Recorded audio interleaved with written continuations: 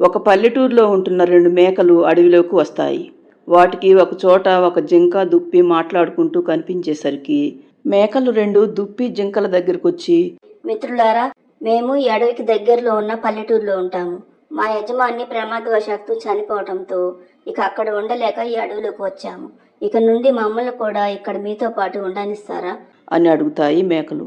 దుప్పి, జింక సరేనని అంటాయి. తరువాత కొంతసేపటికి దుప్పి మేకలతో, ఇక మేము ఇంటికి వెళ్తున్నాము. మీరిద్దరూ ఏదో ఒక స్థావరం ఏర్పాటు చేసుకునే వరకు మాతో చెరొకరు ఉండండి అని దుప్పి, జింక మేకల రెండింటిని తీసుకుని వెళ్తాయి. మరుసటి రోజు అవి 4 ఒక చోట కలుసుకున్న తరువాత మేకలలో ఒకటైన తెల్ల మేక, నేను ఈ రోజు నుండి అడవంతా తిరిగి నేను ఉండటానికి ఏదో ఒక వసతి ఏర్పాటు చేసుకుంటాను. మిమ్మల్ని మళ్ళీ సాయంత్రం కలుస్తాను అని అక్కడి నుండి వెళ్ళిపోతుంది తెల్ల మేక. అప్పుడు దుప్పి అక్కడున్న మరొక మేకతో, మిత్రమా, మరి నువ్వు ఉండటానికి ఇల్లు చూసుకోవా? నాకు వేరే ఇల్లెందుకు మిత్రమా? నా మిత్రులు 3 మీరున్నారు కదా, నేను రోజుకొకరు చొప్పున మీ ఇంట్లోనే ఉంటాను అంటుంది నల్లమేక. తెల్లమేక మాత్రం సాయంత్రం వరకు తిరిగి ఒక గుహలో తన నివాసాన్ని ఏర్పాటు చేసుకుంటుంది. అప్పటి నుండి నల్లమేక మిత్రులు 3తో పాటు ఉంటూ ఉండేది. వారు తెచ్చుకున్న ఆహారాన్ని తింటూ కాలం గడుపుతుండేది ఆ బద్ధకపు మేక. తెల్లమేక మాత్రం కష్టపడి పనిచేయడంతో పాటు అందరికీ సహాయం చేస్తూ ఉండేది. ఒకరోజు దుప్పికి అనారోగ్యంగా ఉండటంతో దానికి ఆహారం తెచ్చిస్తుంది తెల్లమేక. మరొక రోజు జింక కాలికి దెబ్బ తగిలితే ఆకుపసరుతో వైద్యం చేసి దెబ్బ తగ్గిపోయేలాగా చేస్తుంది. నల్లమేక మాత్రం ఏ పని చేయకుండా తిని కూర్చుంటూ ఉండేది. ఇలా ఉండగా ఒకరోజు తెల్లమేక బయటకు వెళ్ళి వచ్చేసరికి నల్లమేక గుహలో ఉంటుంది. అది తెల్లమేక రాగానే, ఏంటి ఈరోజు నాకు ఆహారం తీసుకురాకుండా వచ్చావు? నేను ఇంటికి వస్తుంటే ఒకరు ప్రమాదవశాత్తు గోతిలో పడిపోతే సహాయం చేసి వస్తున్నాను మిత్రమా. ఆ హడావుడిలో నీకు ఆహారం తేవటం మర్చిపోయాను. అయినా ఇలా ఎన్ని రోజులు ఒకరి మీద ఆధారపడి ఉంటావు? కష్టపడి నీ ఆహారాన్ని నువ్వు సంపాదించుకుని తినవచ్చు కదా. ఇలా రోజు ఒకరింట్లో ఉండటం కన్నా నువ్వే స్వయంగా ఒక స్థావరాన్ని ఏర్పాటు చేసుకుని ఆహారాన్ని సంపాదించుకుని తింటే అందులో ఎంతో ఆనందం ఉంటుంది తెలుసా అంటుంది తెల్లమేక. ఓహో, 4 రోజులు నీ ఇంట్లో ఉన్నానని నాకే నీతులు చెప్తున్నావా? ఇది వరకు మనం ఉంటున్న యజమాని దగ్గర కూడా నువ్వే మంచిదానిలాగా నిరూపించుకునేదాన్ని. ఇప్పుడు కూడా అందరికీ సహాయం చేస్తున్నట్లు నటిస్తూ నన్ను ఎందుకు పనికిరాని దానిలాగా చేస్తున్నావు?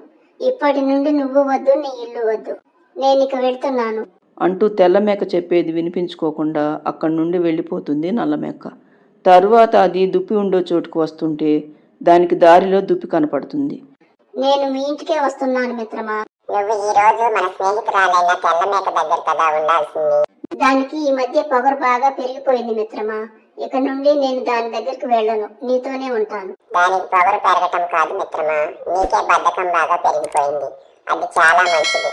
అయినా ఇల్లు వాకిలు లేకుండా ఇలా ఎంతకాలం అని వేరొకరి ఇళ్లలో ఉంటావు? ఇప్పటికైనా బద్ధకం వదిలి నీ ఇల్లు నువ్వు చూసుకుని నీ ఆహారాన్ని నువ్వు సంపాదించుకో అంటుంది దుప్పి. దుప్పి అలా తెల్లమేకను పొగడటం, తనకు నీతులు చెప్పటంతో నల్లమేకకు కోపం రెట్టింపు అవుతుంది.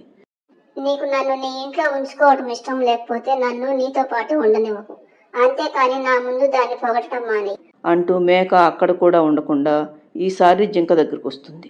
రా మిత్రమా, ఇప్పుడే ఇంటికి వెళ్దామని అనుకుంటున్నాను. నువ్వు ఒక్కదానివే వచ్చావేమిటి? మన స్నేహితురాలు మేక రాలేదా?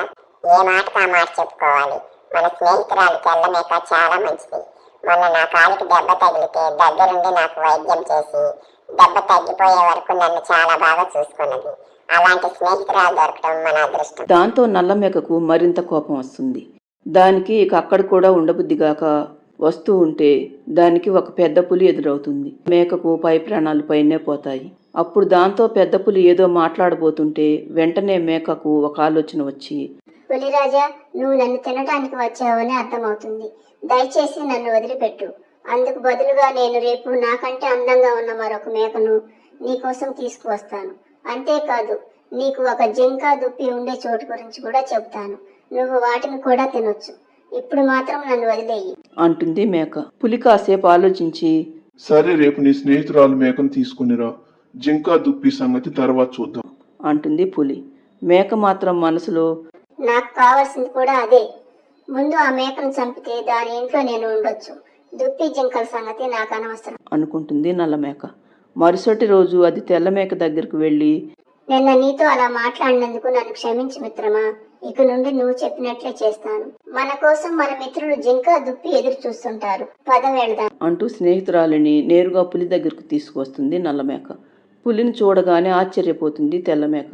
బాగున్నారా పులిరాజా? అని తెల్లమేక పులిని అడగగానే ఈసారి ఆశ్చర్యపోవడం నల్లమేక వంతవుతుంది. ఏమిటి ఇప్పుడు నీకు తెలుసా అని అడుగుతుంది తెల్లమేకను.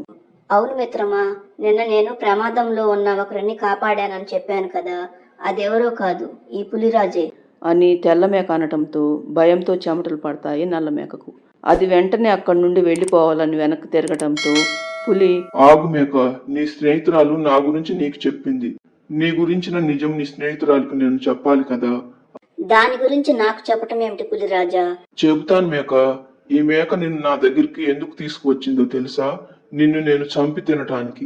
అసలేం జరిగిందంటే నిన్న సాయంత్రం ఈ మేక నాకు ఎదురుపడేసరికి నువ్వు నన్ను కాపాడిన సంగతి చెబుదామనుకున్నాను. ఎందుకంటే మీరిద్దరూ దుప్పి జింక స్నేహితులని నాకు ఎప్పుడూ తెలుసు. కానీ నన్ను మాట్లాడనివ్వకుండా నిన్ను నాకు ఆహారంగా తెస్తానని చెప్పింది ఈ విశ్వాసం లేని మేక. అంతేకాదు, నీ స్నేహితులైన దుప్పి జింక ఉండే చోటు గురించి కూడా నాకు చెప్తానంది. ఈ మేక దుర్మార్గం గురించి నీకు చెబుదామని నేను దాని మాటలకు సరేనని చెప్పాను. ఇప్పుడు నిన్ను చంపటం కాదు, నువ్వు అనుమతిస్తే దీన్ని చంపి తింటాను. దానికి నువ్వు ఒప్పుకుంటావా? అంటుంది పెద్ద పులి. తన స్నేహితురాలు చేసిన కుట్ర తెలుసుకున్న తెల్లమేకకు చాలా బాధ అనిపిస్తుంది. అప్పుడు అది పులితో, వద్దు పులిరాజా, దానికి నా మీద కోపం ఉండొచ్చు, కానీ దాని మీద నాకు ఎలాంటి ద్వేషము లేదు.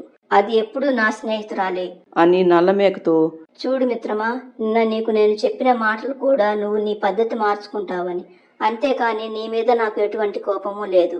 మనిద్దరం ఒకే ఇంట్లో పుట్టాము, ఎప్పుడూ కలిసే ఉందాం.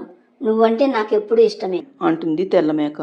దాంతో నల్లమేక సిగ్గుతో తలదించుకుంటుంది. నన్ను క్షమించు మిత్రమా, నీ మంచితనం తెలుసుకోలేకపోయాను. ఇక నుండి నేను కూడా నీకు నచ్చినట్లే ఉంటాను అంటుంది నల్లమేక. తరువాత స్నేహితులిద్దరూ పులికి కృతజ్ఞతలు చెప్పి తమ ఇంటికి బయలుదేరి వెడతారు. ఫ్రెండ్స్, ఈ స్టోరీ నచ్చితే లైక్ చేయండి, మన ఛానల్ను సబ్స్క్రైబ్ చేసుకోండి.